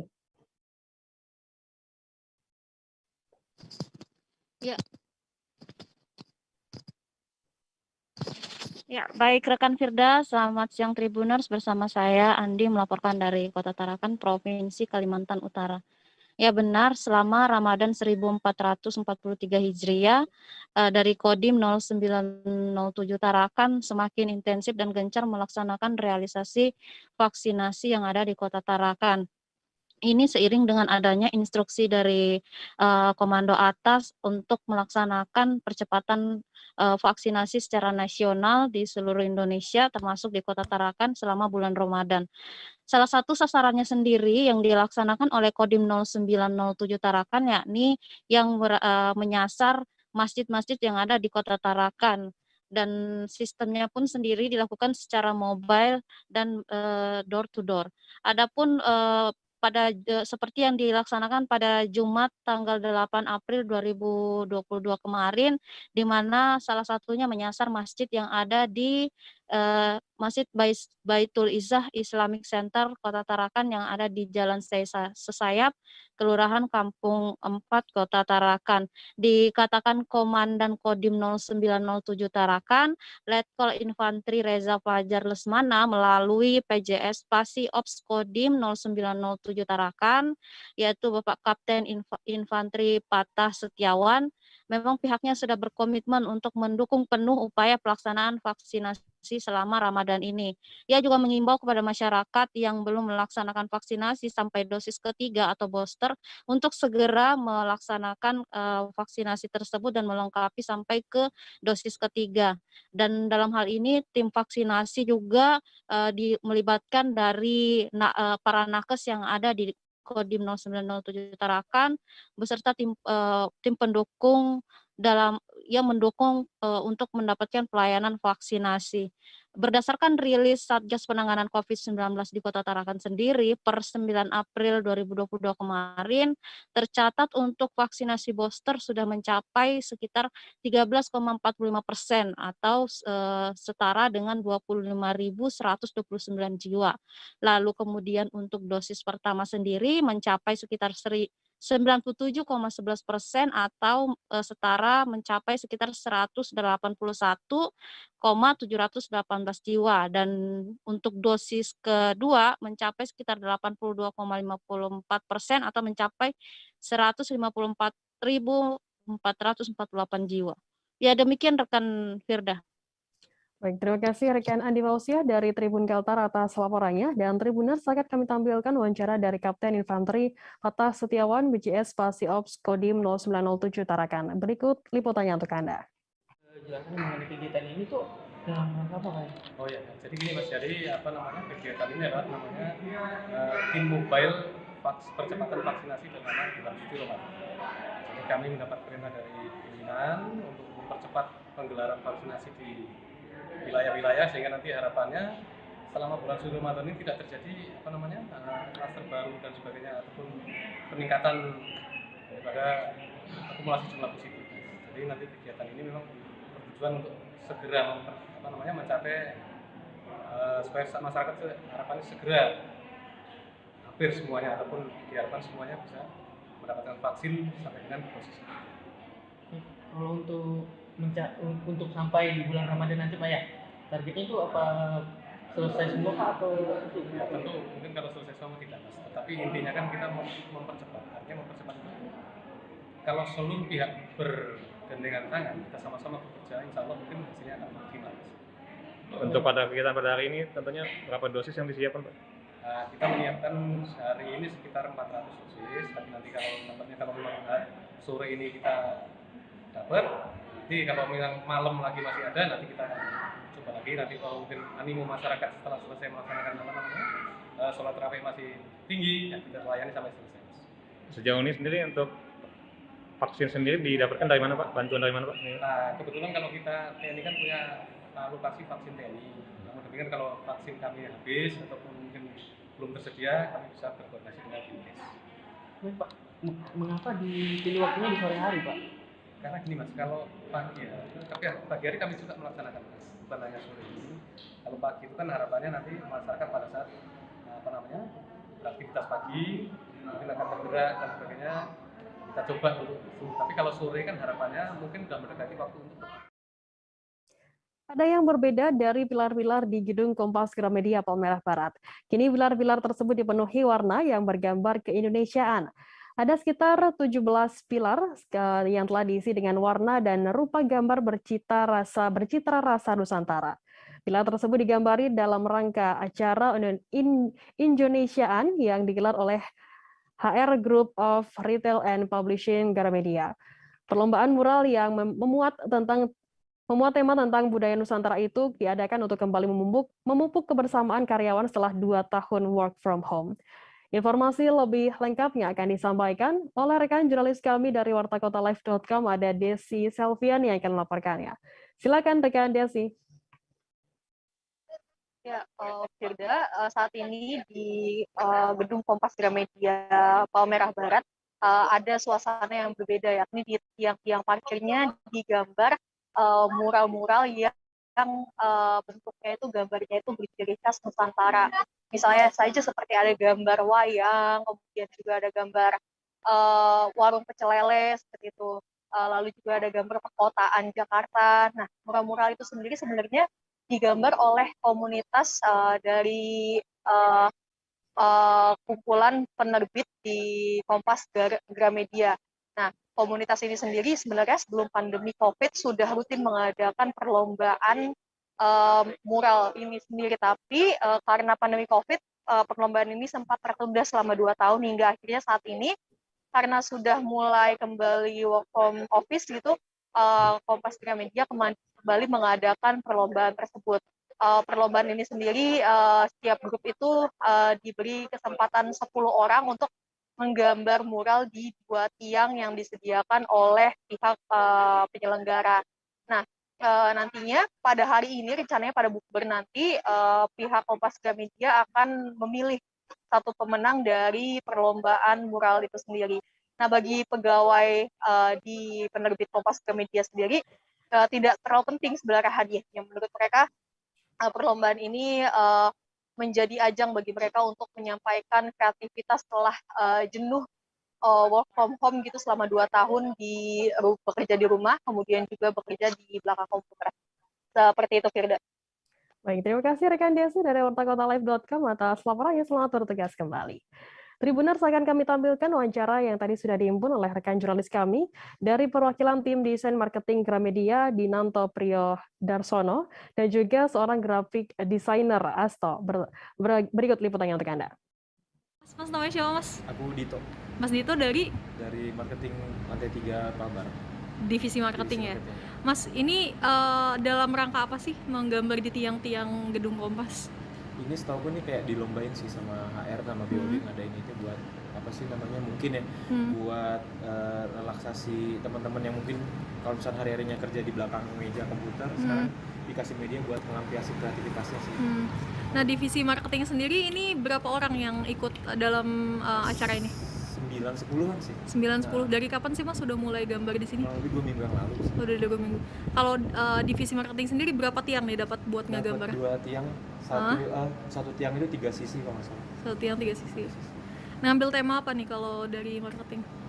Beda-beda sih sebenarnya setiap teman-teman tuh punya konsep sendiri-sendiri sih. Tentang apa sih ngewakilin apa sih indahnya Indonesia tuh sesuai dengan kreativitas teman-teman masing-masing aja sih.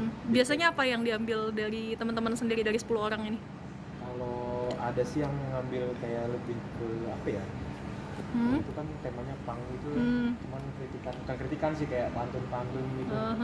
Itu juga yang ngambil dari Kalimantan. Ada yang hewan endemik Indonesia, harimau. Ini ada yang barong ya? Ini kayak suasana di kota Jakarta. Oke, siap. Nanti kalau yang menang ada hadiahnya atau gimana tuh? Kayaknya sih ada ya, aku juga kurang tahu hadiahnya tuh apa. Karena kemarin tuh nggak dikasih tahu nominal atau apa gitu.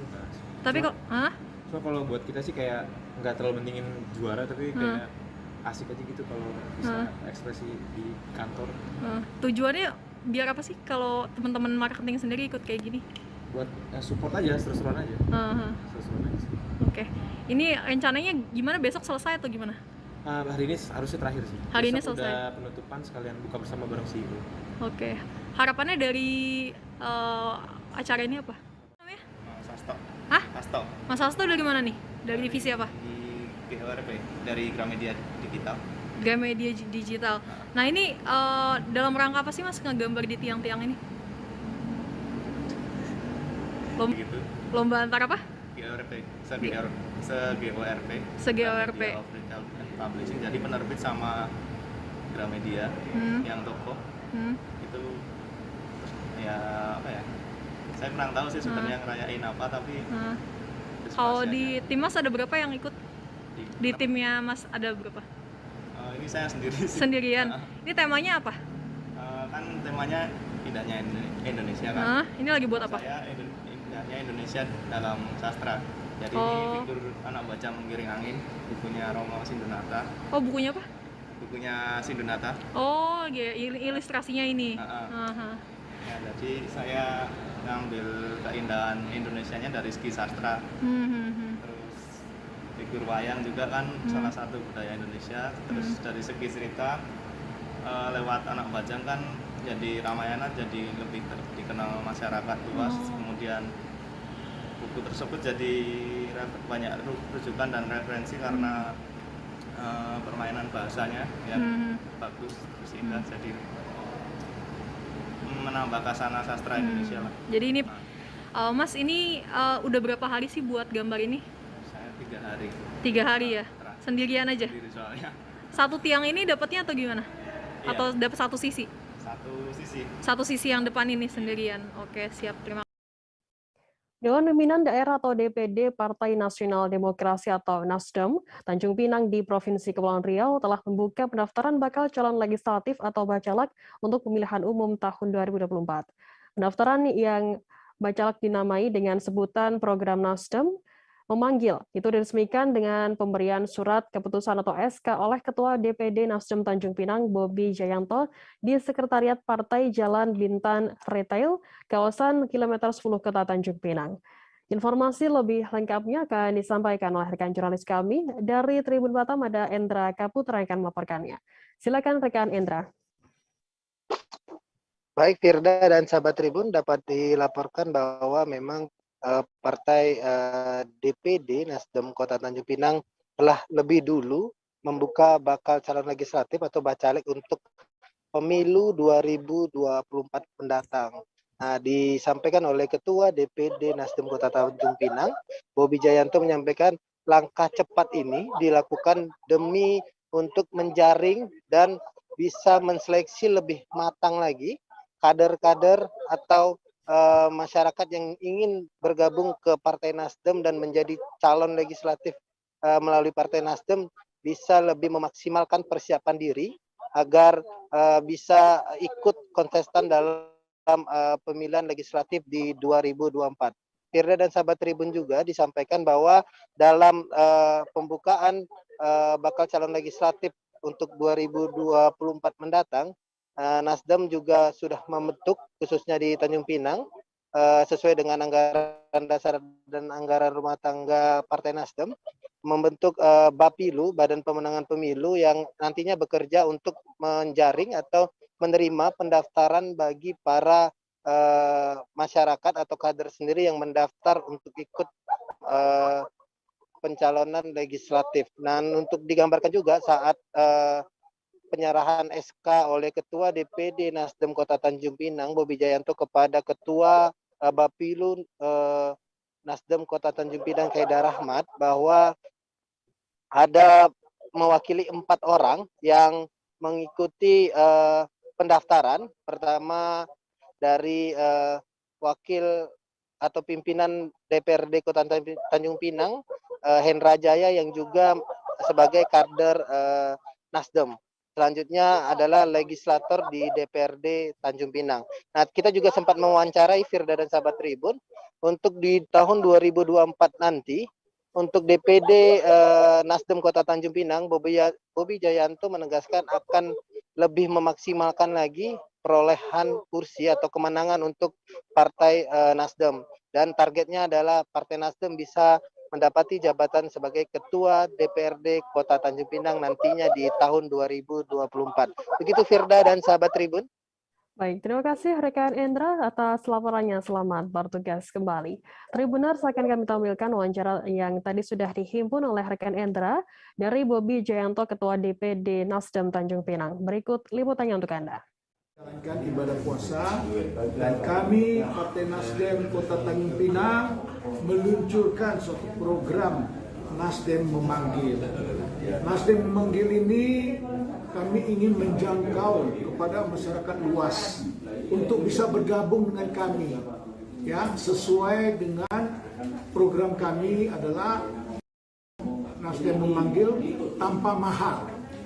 Jadi siapa saja tolong disebarluaskan.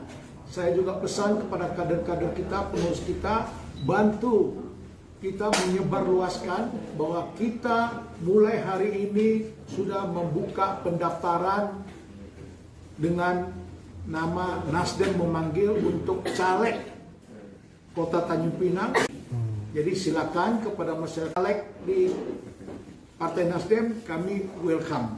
Ya, untuk itu saya berterima kasih kepada Bapilu yang telah bekerja semaksimal mungkin, dan juga kepada beberapa tadi yang Bapak Ibu saksikan yang telah ikut mendaftarkan di sini, dan ini semua akan diproses.